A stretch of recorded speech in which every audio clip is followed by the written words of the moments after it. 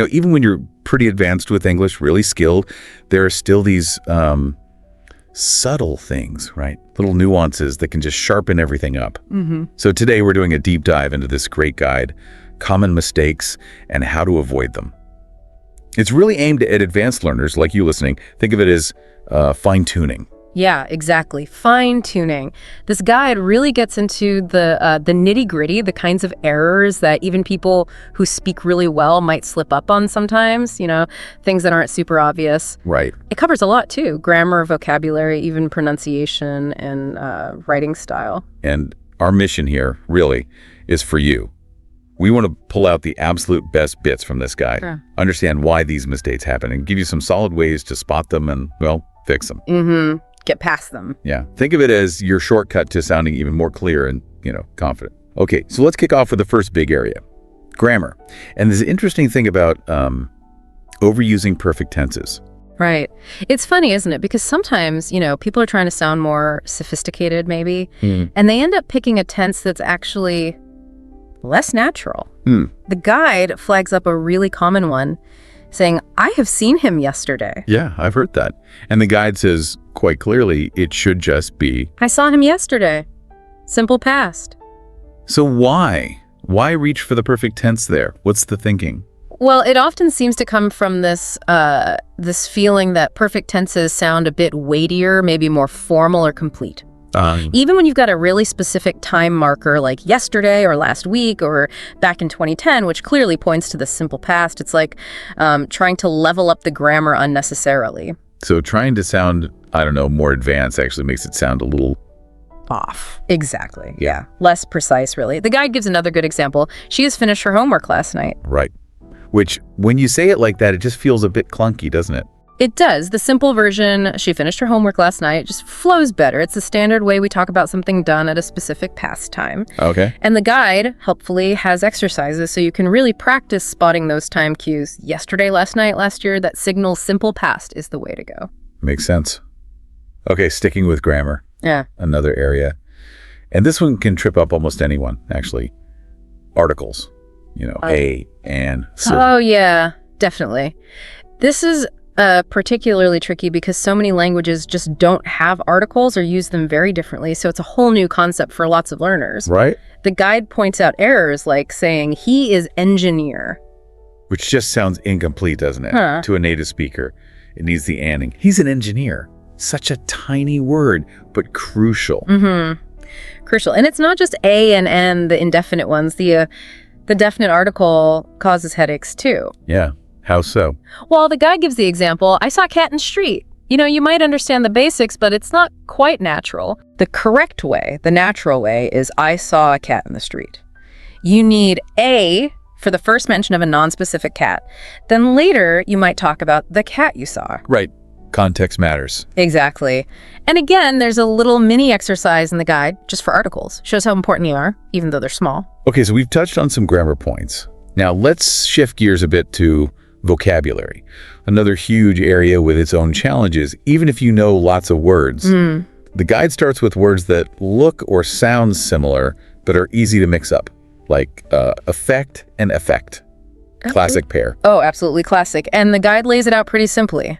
Effect, E-F-F-E-C-T. That's usually the noun, the result. Like, the movie had a strong effect on me. Okay, the result. Yeah, whereas affect, A-F-F-E-C-T, that's normally the verb meaning to influence something, like the weather will affect the crops. Influence, okay. A little trick might be. Affect is usually an action. Starts with A. Oh, I like that. Affect, action. Affect, end result, maybe? Sort of. Sort of? Yeah, whatever works. It's that noun-verb difference that catches people. And the guide lists others, too. Things like,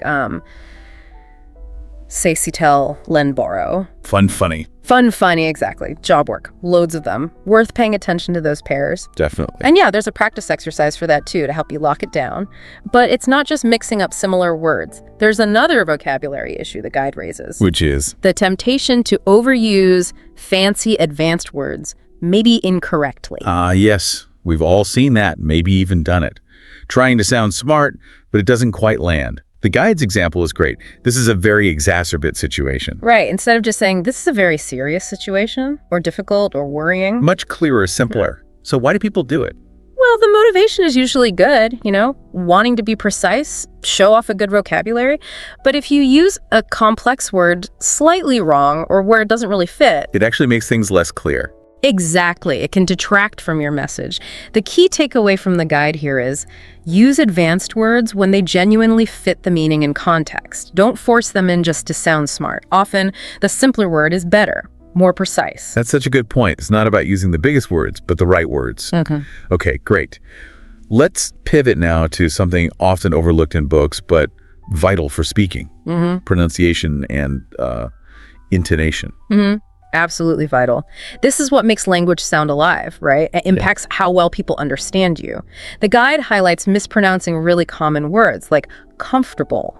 Which loads of people say very clearly, like comfortable, breaking it down. Yeah, but actually, the guide points out the standard pronunciation is more like esk-koki a. That middle bit gets squished. Another one is Wednesday. Often pronounced Wednesday. 3 syllables, but it's really More like school's dandy. 2 syllables, that is often silent. Gusto. The guide's tip here is brilliant. Use online dictionaries like Cambridge or Merriam-Webster that have audio. Listen and repeat. Listen and repeat. Train your ear and your mouth. Good practical advice. And then there's intonation, the melody of speech. The guide talks about flat intonation. Yeah, speaking on one level, basically, it can sound a bit robotic, maybe uninterested. Definitely less engaging. So the guide gives some tips, like for yes-no questions, your voice should generally go up at the end. Did you finish the report? Okay, rising. And for statements, it usually falls. I finished the report. Emphasis is key too. Stressing the important words helps get your meaning across. Right. Highlighting what matters. And the guide even suggests recording yourself. Say a question, say a statement, then listen back. Compare it to a native speaker. It really helps you hear yourself. That sounds incredibly useful, actually. Okay, so pronunciation, intonation. Next up, the guide tackles something notoriously tricky. Prepositions. Ah, yes, the little words. In, on, at, to, with. They seem to have a mind of their own sometimes. They really do. The guide flags a super common one. She is married with a doctor. Which might make sense if you translate directly from some languages, maybe. But in English, it's wrong. It has to be. She is married to a doctor. It just is. That's the point the guide makes. Preposition use often isn't logical. It's about fixed phrases and patterns you just have to learn. Yeah, it feels like brute memorization sometimes. The guide lists others like being good at something. Not good in. Right. And interested in, not interested about. And depend on, not depend of. So many. So many. It's about getting familiar with these common pairings, these collocations. And yep, there's a fill-in-the-blanks exercise in the guide for practice. It really comes down to exposure and active use. Okay, now let's move into something that adds real flavor to English idioms and collocations. But as the guide warns, they can be traps too. Oh, big time. The main trap is trying to translate idioms word for word from your own language. The guide uses that classic example, he kicked the bucket. Meaning he died. Right. But if you translate kick and bucket literally into another language, it probably makes zero sense. No, probably sounds crazy. So you have to learn idioms as whole chunks, understanding the figurative meaning. Yeah. And it's the same with collocations, words that just naturally go together in English. Like, Well, the guide gives examples like make a decision, do homework, take a break. right. You wouldn't normally say do a decision Yeah. or make homework. Exactly. Or give a break in that sense. It just sounds off. The guide has an exercise for fixing wrong collocations, which is great for developing that natural feel for word partners. It's all about sounding more, idiomatic. It makes sense. Okay, another area. Sentence structure and word order. Now, advanced learners usually have the basics down, but the guide points out a persistent little issue, putting adverbs in the wrong place. Yes, I've noticed this too. The example they give is he always is late. Which sounds just a little bit awkward, doesn't it? It does. The natural English order is he is always late. After the verb to be. Exactly. The guide gives a pretty good rule of thumb for these frequency adverbs. Always, never, often. Usually they generally go after to be, but before other main verbs, like he often forgets. Before the main verb forgets. Okay, that's... And again, there's a sentence reordering exercise in the guide to help you practice getting that placement right. Helps internalize the pattern. Good. Now, something really important for navigating different situations. Formal versus informal English. The guide tackles this head on. Yeah, and it's crucial, isn't it? Using the wrong level of formality can cause problems. The guide gives a really stark contrast. Imagine saying in a business meeting, "Hey dude, I want to talk about the report." Yeah, probably not the best impression compared to... "Hello, I'd like to discuss the report." Much more appropriate, obviously. So what are the key tips here? Well, the guide mentions avoiding contractions like wanna, gonna, gotta in formal writing and speaking. Right, use want to, going to. Exactly. And using more polite, perhaps slightly more indirect phrases, "could you please," instead of just "give me." It's all about reading the situation, knowing your audience. Context is king, as always. Okay, let's touch on writing style errors. Even strong speakers can have writing habits that aren't ideal. Run-on sentences, for instance. The guide explains this well. A run-on is basically squashing two or more complete sentences together without the right punctuation or connector, like, "I went to the store, I bought milk." Just runs together. Yeah, the fix. Simple. Break it into two sentences. "I went to the store, I bought milk." Or use a connector. "I went to the store and I bought milk." Much clearer, easier to read. Definitely. And another writing point. Passive versus active voice. The guide gives the example, "The report was written by John." That's passive. Right. And while passive voice has its place, like when you don't know who did the action or it's not important, the guide generally recommends sticking to the active voice where possible. What would be? John wrote the report. It's usually more direct, more concise, often more dynamic. So generally favor active. Got it. Okay, nearly there. The guide also covers listening, specifically the challenge of connected speech. Ah, yes. How words smush together in natural, fast speech. This is a big hurdle for learners. The guide uses the example, "What do you want to do?" Which is really just. What do you want to do? But it sounds so different. Sounds get dropped, changed, linked together. Yeah, it can be really hard to decode if you're expecting every word to sound exactly like it does on its own. Totally. The guide's advice is spot on. Listen to lots of real, authentic English, podcasts, YouTube, movies. Use subtitles at first, maybe, to connect the sounds you hear with the words on the screen. Train your ear. Get used to those natural flows and reductions. Exactly. And there's even a little listening challenge sentence in the guide. "Did you get the mail?" Did ya? Meaning? Did you get the mail? It's a great test of picking up on that kind of natural contraction. Fantastic. And just to round it off, the guide apparently also includes some more advanced practice stuff. Mixed errors, vocabulary challenges. Yeah, mixed error correction, a vocabulary in context task, even an optional writing prompt.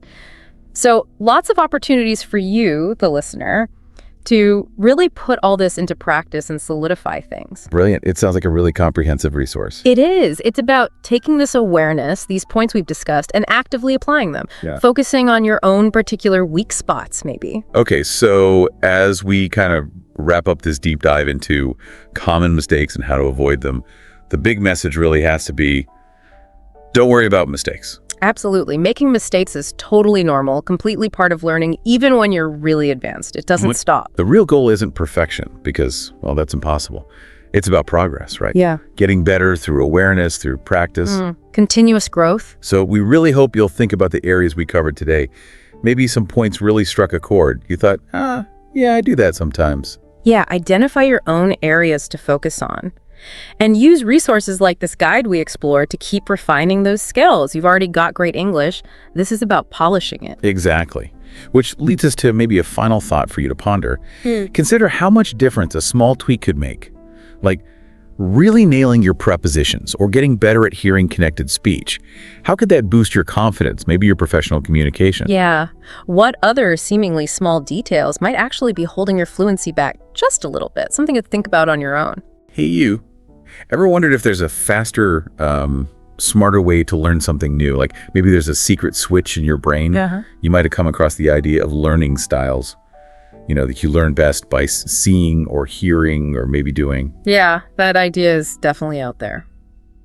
Well, today on a deep dive, we're going to take a good look at that whole concept, really dig in, especially when it comes to tackling, say, a new language. Exactly. We've got some really interesting material here. We have. And we're going to explore what these learning styles are supposed to be, look at some popular models. Right. And then, really importantly, we're going to see what the actual science tells us.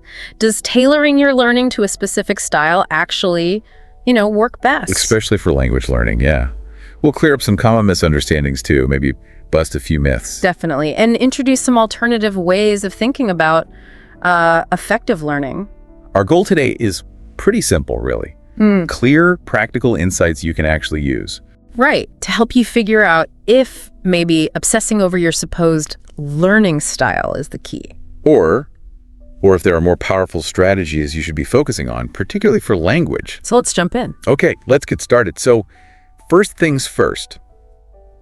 What are learning styles exactly? When people use that term, what do they mean? That's the perfect place to begin. Basically, the idea is that a learning style is your preferred method for taking in new information. Taking it in, like absorbing it. Yeah, absorbing it, and then processing it, understanding it, and crucially, remembering it later, retention. Okay, our source gives some examples, right? Like, she easily absorbs new vocabulary when listening to podcasts. Exactly. Or, I struggle to retain grammar rules without daily practice. Those verbs, absorb and retain, are key here. So the core belief is if I teach you in your style, whether that's visual or auditory or whatever, the information will just stick better. You'll understand it more easily and remember it longer. That's the fundamental premise, yeah, that matching teaching to style equals better learning. Now, over the years, people have tried to categorize these supposed styles. A couple of models tend to pop up a lot. Absolutely. The first one our material dives into is the VARK model. VARK. What's that one about? So VARK is an acronym. It stands for visual, auditory, reading, writing, and kinesthetic. Okay. This model basically tries to sort learners into one of those 4 buckets based on which sense they supposedly rely on most for learning. Right. So visual learners prefer pictures, things they can see. Exactly. Pictures, charts, graphs, diagrams. Our source even gives the example. The teacher used a diagram to explain sentence structure. It's about seeing the spatial arrangement of things. So if you're someone who says, I need to see it to get it, that fits the V in VARK. That aligns with the visual preference, yes. But, and this is important, that preference doesn't automatically mean you'll learn better if everything's visual. We'll get more into that later. Gotcha. Okay, what about the A, auditory? People who learn by hearing. Those are the auditory learners, yep. They're thought to learn best through listening lectures, discussions, audio recordings, maybe even just hearing stuff repeated. And or reading, writing. That covers learners who prefer to engage with information through text. So reading articles, books, taking detailed notes, writing summaries, that's their supposed go-to. And finally, K, kinesthetic. The hands-on learners. Precisely. Kinesthetic learners are believed to learn best by doing. Through movement, physical activities, manipulating objects, think lab experiments, role-playing, building models. Okay, that's VARK. Now, the other big one mentioned is Howard Gardner's multiple intelligences. Ah, yes, Gardner. That one feels a bit broader, doesn't it? It is, yeah. It's quite different. Gardner's theory expands the whole idea of intelligence way beyond just, standard academic smarts. What kinds of intelligences did he propose? Well, he initially listed 8. Linguistic word smart. Logical mathematical number reasoning smart. Musical, music smart. Bodily kinesthetic body smart. Spatial picture smart. Interpersonal people smart. Intrapersonal self smart. And naturalistic nature smart. Wow, okay. That is a much wider range. Uh-huh. But our source makes a really, really important point about Gardner's theory in this context, right? Absolutely critical, yes. While Gardner's ideas often get lumped in with learning styles, Gardner himself specifically called them intelligences. Right, not styles. Not styles. He was talking about different kinds of human capabilities, strengths, talents, not necessarily specific ways people should be taught. Okay. That's a common mix-up then. A very common point of confusion. It's vital to understand that difference. Thinking about your strengths is useful, for sure, but it's not the same as saying, I have bodily kinesthetic intelligence, so you must teach me everything through movement. Gardner didn't advocate for that direct instructional matching. Okay, super important distinction. So we have these popular ideas, VARK, multiple intelligences, often talked about as learning styles. But what does the actual science say? Is there solid proof that matching teaching to these styles works? This is where it gets, really interesting and maybe a bit controversial for some people. The overwhelming scientific consensus from educational psychologists, neuroscientists, is that there's a real lack of strong evidence supporting the learning styles theory as it's typically applied. Wow.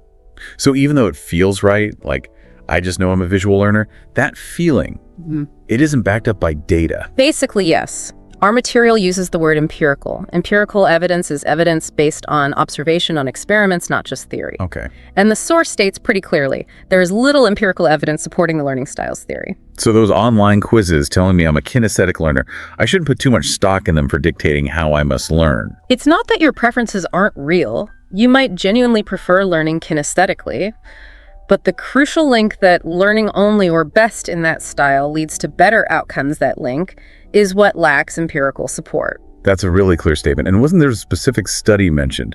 A big review? Yes, exactly. A very influential review from 2008 by Pashler and his colleagues.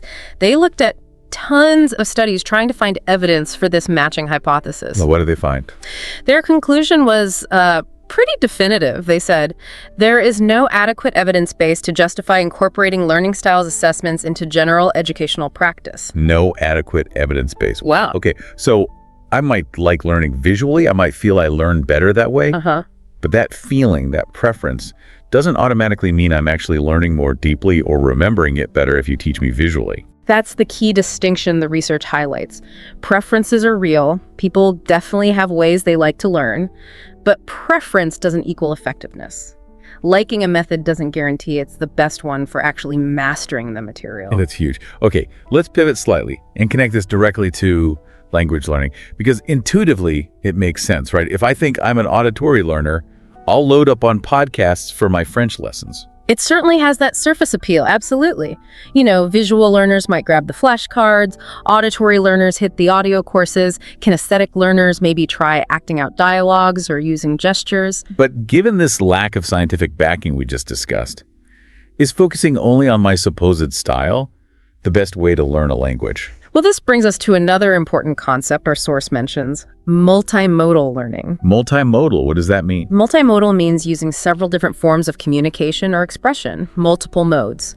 And what the research actually suggests is that for something complex like language acquisition, a multimodal approach, one that engages multiple senses and uses various methods, is generally more effective than sticking rigidly to one supposed style. So hitting the language from different angles, basically. Exactly. The source gives an example. A multimodal approach to language learning includes videos, speaking, and reading. You're seeing it, hearing it, maybe saying it, reading it. Like using all the tools in the toolbox, not just your favorite hammer. That's a great analogy. Instead of just listening to podcasts because you think you're auditory, you'd likely benefit more by also reading the transcript, maybe looking up new words, perhaps trying to use those words in conversation later. So engaging multiple pathways in the brain helps things stick better. That's the idea. It creates richer connections, deeper processing. Now, because the learning styles idea is so popular, despite the evidence, there are naturally some common misunderstandings floating around. Okay. Myth-busting time. Let's tackle some of those common misconceptions. What's myth number one?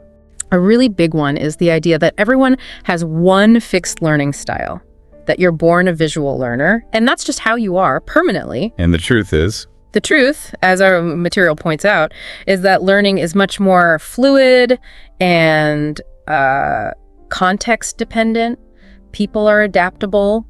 We use different strategies depending on what we're learning, why we're learning it, and the specific task. Yeah, that makes sense. Like, I might prefer reading to understand, say, a historical event, but if I'm learning to tie a knot, I definitely want to watch someone do it kinesthetic and visual, right? Exactly. You adapt. You're not locked into one mode. Okay. Myth number two. What's the next big one? That matching the teaching method to your supposed learning style automatically improves performance. If I'm a visual learner, visual teaching will make me learn better. And we've kind of covered this, but let's reiterate the truth. The truth is, as we discussed with the Pashler review, there's just no solid scientific proof for this matching hypothesis. You might enjoy the matched method more. Right, preference again. But enjoyment doesn't reliably translate into better learning outcomes, like higher test scores or better long-term retention. Okay. So just because I like learning vocabulary through games doesn't mean it's necessarily the most effective way for me to actually remember those words compared to, say, spaced repetition flashcards, even if I find those less fun. Precisely. Fun and effectiveness aren't always the same thing in learning. Okay, myth number 3. What's the third big misconception? This one's quite important. The idea that you should actively avoid learning methods that don't match your preferred style. Oh, so if I think I'm auditory, I should steer clear of reading material. Exactly that kind of thinking. The truth, our source argues, is that doing so can actually limit your growth. Avoiding other methods prevents you from developing potentially valuable skills and strategies. It keeps you in a comfort zone that might not be the best place for learning. Right. Exposure to a variety of methods, even those you initially find challenging or less preferable, helps build more robust, well-rounded skills. You might even discover a non-preferred method is surprisingly effective for certain things. So if I think, oh, I'm terrible at speaking practice, I'm not a speaking learner, actively avoiding it is probably the worst thing I could do for my language progress. Absolutely. Pushing yourself to engage with different modalities, even uncomfortable ones, is often where the real learning happens. It builds flexibility. Okay, so if focusing narrowly on these styles isn't the way to go, what are the better alternatives? Where should learners focus their energy instead? Our source points to a couple of really promising areas. First up is something called cognitive load theory. Cognitive load theory. Sounds a bit technical. It does, but the core idea is quite practical. It's basically about our working memory, the mental scratch pad we use to process information right now. It has a limited capacity. Cognitive load theory suggests that effective learning materials and teaching methods should be designed to avoid overwhelming that working memory with unnecessary stuff, extraneous load, they call it. So making sure the information is presented clearly, without lots of distracting bells and whistles, so your brain can actually focus on understanding the important parts. Exactly. Breaking complex ideas down, providing clear explanations, scaffolding learning. It's about managing the load on working memory, so information can be processed effectively and moved into long-term memory. It's less about catering to a style and more about efficient information design for everyone. That makes a lot of sense. It's about the teaching, not just the learner's supposed type. What's the other alternative mentioned? The other one is metacognition. Metacognition, another big word. It is, but again, a really useful concept. Simply put, metacognition is thinking about your own thinking. Thinking about thinking. Yeah. It's about being aware of your own learning process, understanding what strategies work well for you in specific situations, monitoring your comprehension, and knowing how to adjust your approach when you're struggling. So it's more active and self-aware than just saying, I'm a visual learner. Much more active. Instead of relying on a fixed label, a metacognitive learner reflects on their experiences. Our source gives a great example. Yeah, I like this one. Instead of saying, I'm a visual learner, a metacognitive thinker says something like, I seem to remember that vocabulary better last week when I used those picture flashcards. Maybe I should try that again for this set. It's specific, it's based on actual experience, and it leads to an action. It's not just a label. Precisely. It's about developing self-awareness as a learner and using that awareness to make informed, flexible decisions about how you learn best, task by task. It's much more empowering than a fixed style. Okay, that feels way more practical. Now, before we move to wrapping up, the source had that vocabulary recap. Can we quickly run through those key terms again, just to cement them? Good idea. So we had absorb, to take in information, like absorbing vocabulary. Got it. Retain, to keep or remember information, like retaining grammar rules. Yep. Empirical, based on observation or experiment, and there's little empirical evidence for learning styles. Right. Metacognition, thinking about your own thinking and learning processes. Okay. And multimodal, using several different ways to learn or communicate, like using videos, speaking, and reading for language learning. Perfect. That's a helpful summary. And there was also that short dialogue, wasn't there, between Sarah and Mark about learning English? Yes.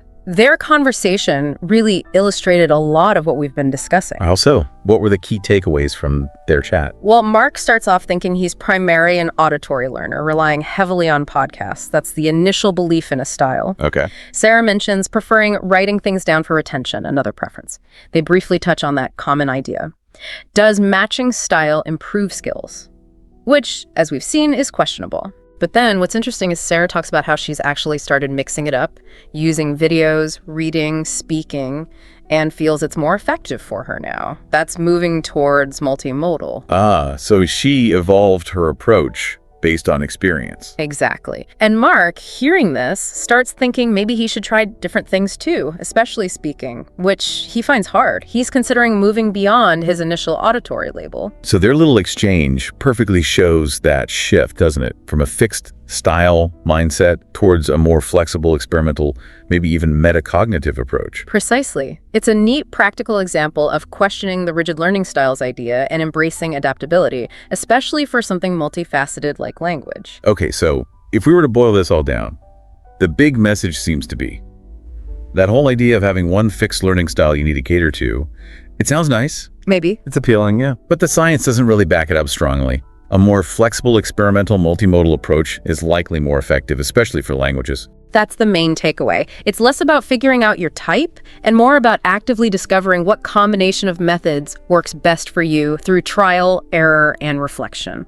And our source wraps up with some really good reflective questions for listeners, doesn't it? Things to ask yourself. It does. Like, what methods help you learn English most effectively? Think about your actual experiences. Do you tend to stick to just one style, or do you use a variety of approaches? Be honest with yourself. And this is a great one. Have you ever tried a learning method that actually surprised you with how well it worked? Maybe something outside your usual comfort zone. Those are excellent questions for self-reflection. Really gets you thinking metacognitively. It really does. And maybe that leads to the final thought here.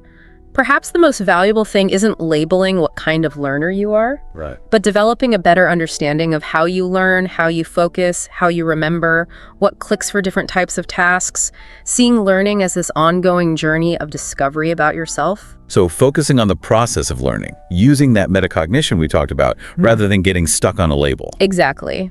By being open, by experimenting, by paying attention to what actually works for you, you might unlock ways of learning you never thought possible and build much stronger, more versatile skills in the long run. Hello, welcome to the Learn English Lab. Today, we're diving deep into something really, really crucial: the relationship you have with yourself. Yeah.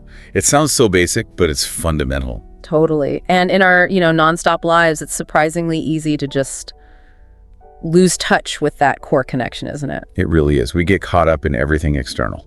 So this exploration, we're going to unpack why nurturing this inner bond is so vital. And offer some hopefully solid steps and, real stories to help guide you. Yeah, exactly. Our mission today is basically to boil down the key principles for building a healthy self-relationship, give you a clear, practical path forward. Sounds good. It's remarkable how often we overlook it, this relationship with ourselves. Right. But as we'll explore, it really does underpin so much of our overall well-being. Yeah. And it shapes how we interact with pretty much everything. Absolutely. I like thinking of it like the root system of a tree. Oh, that's a great analogy. Yeah, if those roots are weak, it doesn't really matter how much sunshine or rain it gets, does it? Growth is just stunted. Right. The external stuff can only do so much. Exactly. And similarly, without that self-love and, a real understanding of who you are and just basic self-respect, external achievements, they just don't bring that deep, genuine fulfillment. That's a very insightful way to put it. Yeah. And to build on that, a strong self-relationship, it covers several key things, really. Okay. Like what? Well, there's self-knowledge, truly getting what your core values are, recognizing your strengths, and even being aware of your weaknesses. Then there's self-acceptance. That's about embracing all of you, the good and the maybe not so good, without that harsh judgment. That sounds hard. It can be. Then self-care, actively making your well-being a priority, not just an afterthought. Okay. And finally, self-trust, believing in your own abilities, your gut feelings. Okay, so let's dig into that.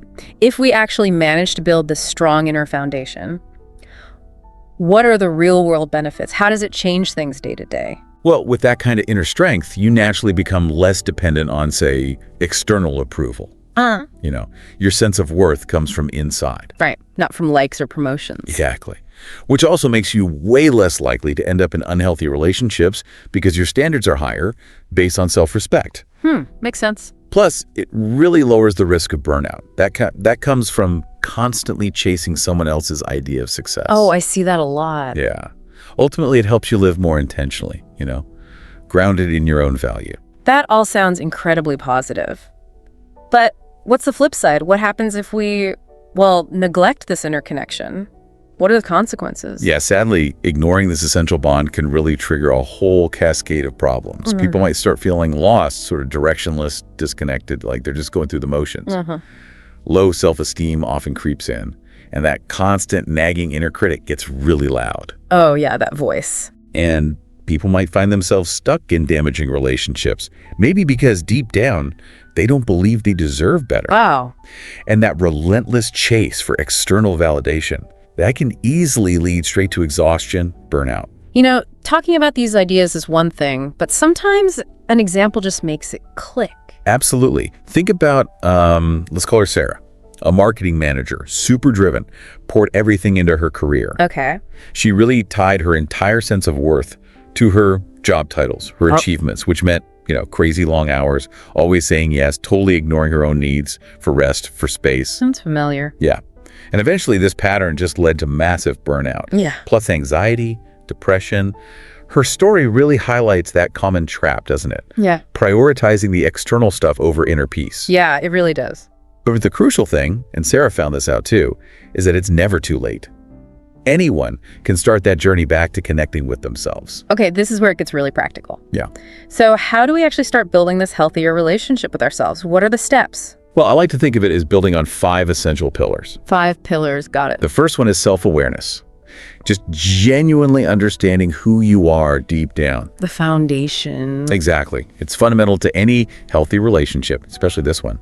It means getting a real handle on your thoughts, your feelings, your core values, what actually motivates you. Okay, so how do we get more self-aware? What does that look like in practice? Great question. There are a few really effective ways. Journaling is a big one. Writing things down. Yeah. Regularly writing about your thoughts, your feelings. Yeah. It can help you spot patterns, gain clarity. You could use prompts like, what makes me feel alive? Or maybe, what tends to trigger my stress? Interesting prompts. Also, just simple reflection. Taking a few minutes at the end of the day or week, asking yourself, what went well? What felt off? It can be surprisingly insightful. Yeah, just pausing. And don't underestimate getting feedback from people you trust. Sometimes others see things we don't. That takes courage, though. It does. And finally, mindfulness practices. Things like meditation or even just some focused deep breathing. It helps you tune into your thoughts and feelings without judging them instantly. Okay. You mentioned an example earlier, Jake. Ah, yes, Jake, the graphic designer. He felt a bit stuck despite being good at his job. Yeah. He started journaling just for a few minutes each morning, just stream of consciousness stuff. Over time, he noticed this pattern. His insecurity spiked whenever he compared his work to his colleagues. The comparison trap. Exactly. But being aware of it allowed him to consciously shift his focus back to his own unique strengths, his own style, instead of trying to be like everyone else. Journaling was his key to that awareness. Okay, so a concrete action for listeners right now could be take 10 minutes, think about a recent time you felt a strong emotion, what triggered it, and what might that reveal about your values or needs. That's a perfect, actionable step, which brings us to the second pillar, self-acceptance. Okay. This is about learning to embrace all of you, every part, Even the bits we don't like. especially those bits. It's about extending real kindness and love towards yourself, imperfections, quirks, and all. Recognizing that growth is a journey, not about achieving some impossible perfection, and approaching it with compassion. How do we actually do that, though? Being kind to ourselves can be surprisingly tough. It really can. Some practical steps: actively challenge that negative self-talk. When you hear that critical voice, consciously try to reframe it. Like, instead of, I failed, maybe, okay, that didn't work out, but what did I learn? Reframing. I like that. Also, make a point of celebrating your strengths. Maybe even list them out. What are you good at? What positive qualities do you have? Okay. Forgiving yourself is huge too. Learning from mistakes, yes, but then letting them go, not carrying them forever. Easier said than done sometimes. Definitely. And finally, consciously surround yourself with positivity. Prioritize relationships that lift you up, not drag you down. You had another example for this one, Emily. Yes, Emily, the teacher. She struggled with self-acceptance after gaining some weight. Felt a lot of shame, got really fixated on her appearance. Through some work, maybe therapy or self-reflection, she started practicing self-compassion, using daily affirmations focused on what her body could do, its strength, not just how it looked. Shifting focus. Exactly. She joined a walking group focused on movement and health rather than just weight. Slowly, she moved from that harsh self-criticism toward appreciating her overall well-being. That's powerful. So an action step here. Maybe jot down 3 things you genuinely appreciate about yourself right now, and maybe one aspect you're trying to accept with a bit more kindness. Love it. Perfect. Yeah. Okay, pillar number 3, self-care. Ah, the buzzword. But what does it really mean? Well, beyond bubble baths, those can be nice. It's about consistently prioritizing your own well-being, your physical, emotional, and mental needs. Okay. It's basically like declaring to yourself, I am worthy of being taken care of. It's not selfish. Right, so it's not just about indulgence. Not at all. True self-care is often about the fundamentals. Looking after your physical health, decent food, moving your body, getting enough sleep. Huge. The basics. The basics. Nurturing your emotional health, making time for things you genuinely enjoy, things that fill your cup, protecting your mental health, setting boundaries, learning to say no to things that drain you. Saying no can be hard. Super hard. And also just regularly checking in. What do I actually need right now? You mentioned Marcus, the nurse. Right, Marcus.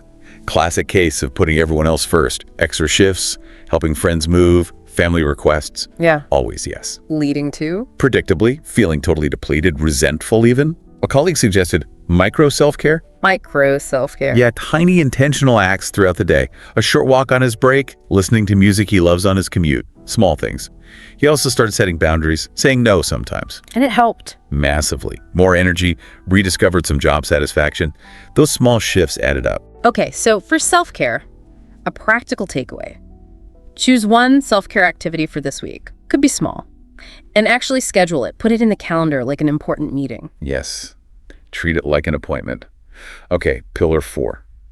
Self-trust. Trusting ourselves. Yeah, cultivating a belief in your own abilities. Confidence in your decisions. Trusting your gut feelings. Knowing you can handle challenges. So you're less likely to second-guess everything or constantly need reassurance. Precisely. You rely more on your internal compass. How do we build that up? Especially if we're used to doubting ourselves. Good question. Start small. Make minor decisions without agonizing over them. See how it feels to just trust your initial instinct on little things? Like what to have for lunch. Honestly, yeah. Don't overthink it. Also, reflect on past wins. Times you did navigate something tricky. Acknowledge the skills you used. Remind yourself you're capable. Totally.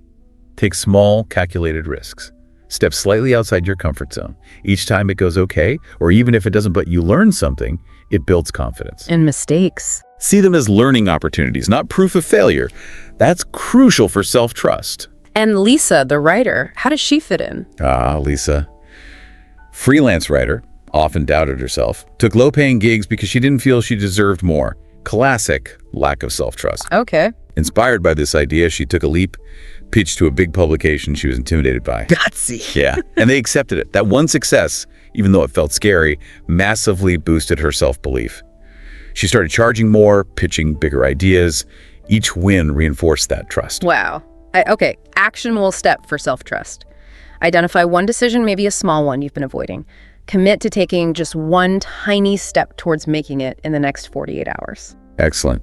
Breaks it down. Okay, 5th and final pillar, self-respect. Self-respect, how's that different from, say, self-acceptance or self-trust? It's about actively honoring your worth, treating yourself with dignity. It's very much about boundaries and how you allow yourself and others to treat you. Okay, so it's more outward-facing in a way, but starts inside. Exactly. It involves setting clear boundaries, defining what's acceptable treatment and what's not, in relationships, at work, everywhere. It means learning to say no without feeling guilty because you're prioritizing your needs and energy. It means advocating for yourself if you feel you're being treated unfairly.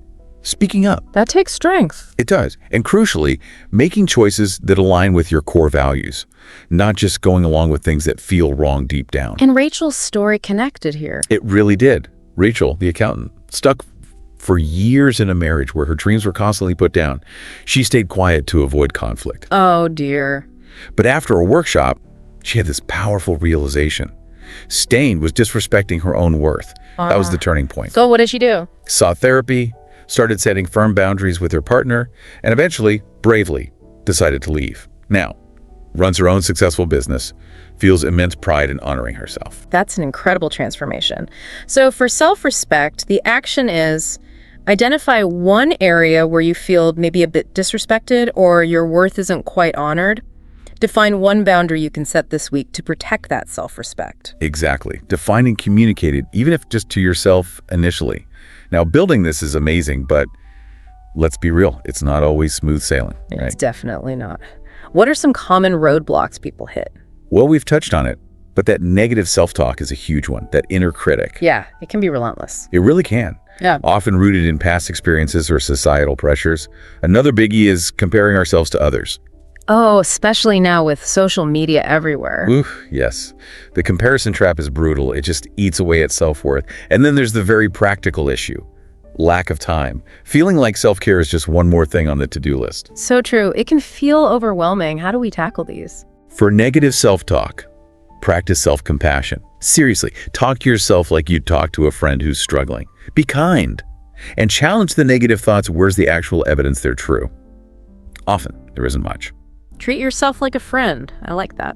For comparison, consciously shift focus to your journey.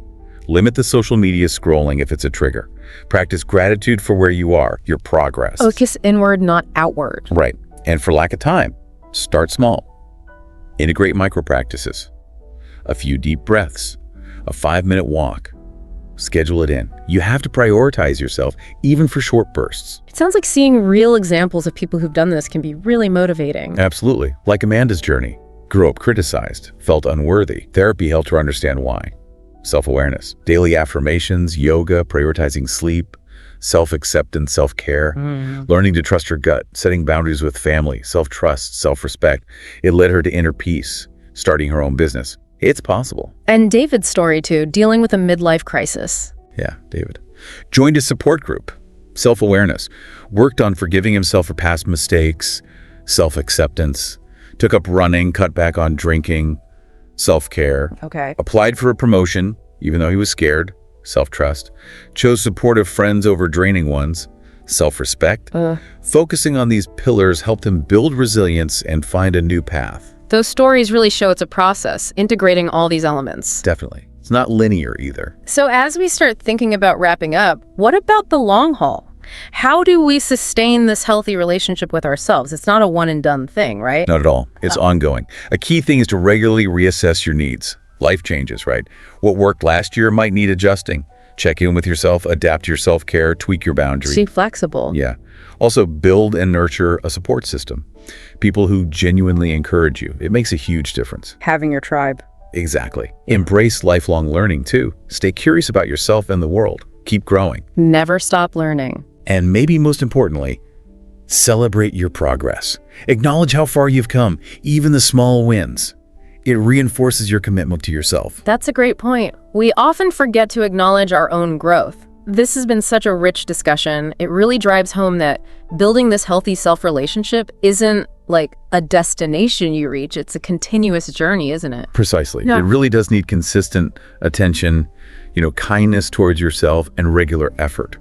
But honestly, it forms the absolute bedrock of a fulfilling life. So for everyone listening, maybe the biggest takeaway is just start somewhere. Pick one small thing. Yeah. Maybe it's that 10 minutes of reflection we talked about, or practicing a moment of self-compassion next time that inner critic pipes up, or just scheduling 5 minutes for deep breathing this week. Exactly. Remember, actively nurturing this inner connection, it's like a lifeline. It supports everything else in your life. It empowers you to handle life's ups and downs with, more resilience, more strength, and just more authenticity. Being really you. Thank you so much for joining us for this deep dive today. It's been incredibly insightful.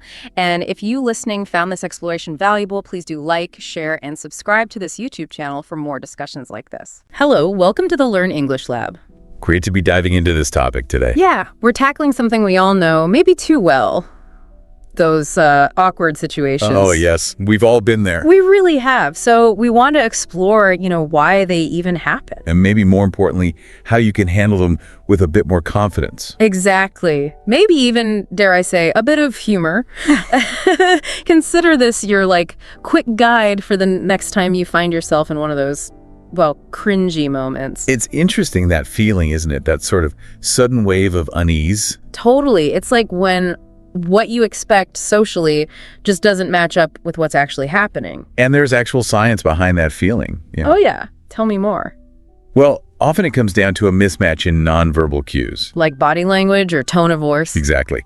When those signals don't align, our brain kind of flags it as an error. So that I wish the ground would swallow me feeling. It's my brain's error detector. Pretty much. Neurologically, it's linked to the part of your brain that spots conflicts, the anterior cingulate cortex. Okay, right. It basically tells your emotional center, hey, something's a bit off here. Which explains why you suddenly want to vanish. But it's not always some huge mistake, is it? No, not at all. It could be a simple miscommunication, like your words getting twisted. Or maybe breaking one of those unwritten social rules? For sure. Or just unexpected things happening, spilling coffee, maybe. High-pressure situations, too, I bet. Like job interviews. Oh, definitely. Yeah. First dates are classic territory as well. And sometimes it's just our own insecurities making us feel things more intensely. Okay, so let's unpack this. Awkwardness is common. It's neurological, lots of triggers. But the big thing is, it's normal, right? It doesn't mean you've failed socially. That's such a key point. Experiencing it is totally normal. And maybe even. Wow. Good. I read something about vulnerability. Yes. Actually, research suggests that showing a bit of vulnerability, like stumbling over your words or admitting you messed up, it can actually make you seem more relatable, more trustworthy even. Interesting. So how you think about awkwardness really matters. It really does. Your mindset hugely shapes how you react. So what kind of mindset shifts help? You mentioned vulnerability. Right. Embracing vulnerability is a big one. Owning the awkward moment, maybe laughing at yourself a little. Okay. Shows you're human, you're authentic. And people tend to value that more than seeing someone pretend to be perfect. That makes sense. Trying to be perfect all the time sounds exhausting anyway. Totally. And it probably makes the awkward moments feel even worse when they inevitably happen. So letting go of perfectionism is key. I think so. Mistakes happen. The goal isn't to eliminate awkwardness entirely. That's impossible, probably. Right. It's more about building the skill to handle those moments with, a bit of grace. And what about humor? Can laughing it off help? Humor can be a really powerful tool, yeah. A light, self-deprecating comment can totally diffuse the tension. But I guess there are risks. When might humor not work? Good question. The key is the target. The humor should be aimed at yourself or the situation generally. Not at someone else. Absolutely not. Avoid anything that puts others down or makes them the butt of the joke. That just makes things worse. Okay, got it. So we understand the why and the mindset. Let's talk practical strategies. What can you actually do in the moment? Right. So when that awkward feeling hits, your body often reacts physically, doesn't it? Heart racing, maybe feeling flushed. Yeah, the physical side is real. So the first step is just try to stay calm and breathe. Seriously. Just taking a moment, a deep breath. Like the 4-4-4 thing. In for 4, hold for 4, out for 4. Exactly. That's a great one. It helps regulate your heart rate, gives you a second to think. You can do it pretty discreetly. Okay, breathe. What else? Well, sometimes trying to ignore it makes it worse, Yeah, the elephant in the room. So another tactic is to just acknowledge it lightly. If you trip, maybe say, well, that's one way to make an entrance. Okay, so call it out, but keep it light. Yeah, shows you're not flustered, helps everyone else move on too. What if the awkwardness came from something you said? Like, you put your foot in it? Yes. In that case, redirecting the conversation is usually a good move. How do you do that smoothly? Shift to a new, neutral topic. Ask a question about something else. Share a quick observation. Seen any good movies lately? Or whatever feels natural. It gives everyone a new path. Okay, pivot. And what if it wasn't just awkward, but you actually might have offended someone? Then an apology is probably needed. Keep it short, sincere. Like, oh, I'm sorry, that came out wrong. Something like that. I'm really sorry, I didn't mean for that to sound that way. Just resist the urge to over-explain. Right, that can just drag it out. Exactly. Apologize, then try to move forward. And the last general tip, how do we stop replaying these moments in our heads afterwards? Oh, the mental replay loop. Yeah, that's tough. Try to see them as learning opportunities. Okay. Reflect briefly. What happened? Could I handle it differently next time? Then, and this is crucial, let it go. Easier said than done sometimes. It is. But dwelling just makes you feel worse. Treat it like a small blip, not a catastrophe. Okay, great general advice. Now let's get specific. Workplace awkwardness. Forgetting someone's name. We've all done it. Yes, best approach. Usually just be upfront, smile and say, I'm so sorry, your name slipped my mind. Just own it. Yeah, most people are understanding. Then repeat their name, try to make an association to help remember it next time. Good tip. What about the nightmare email scenario? You hit send and immediately regret it. Typo. Wrong person. Oh, the worst. Yeah. If it's a tiny typo, honestly, probably just let it slide. Most won't notice. But if it's bigger, wrong recipient. Bad content. And send a quick follow-up. Apologize, clarify, and definitely check if your email has that undo send feature. Lifesaver. True. Okay, how about disagreeing with your boss in a meeting? That can feel really awkward. Yeah, requires tact. Try softening it. Acknowledge their point first. Like, I see where you're coming from. Exactly. Yeah. And I was also wondering if we could consider X, then maybe follow up privately later if needed to show it was constructive. Makes sense. Okay, shifting to social situations. The joke that bombs. Classic. Quick apology. Oops, sorry that didn't land right. Then pivot. Change the subject fast. Yep. Ask someone else a question. And maybe avoid risky jokes with people you don't know well. Good rule of thumb. What about running into someone you'd rather not see? An ex, maybe? Keep it short. Keep it polite. Hey, good to see you. Bit rushed right now, but hope you're well. Smooth exit. And if you can't escape, Stick to safe, neutral topics, weather, local stuff. Keep it surface level. and awkward silences in conversation, they feel like forever. Yeah, they can.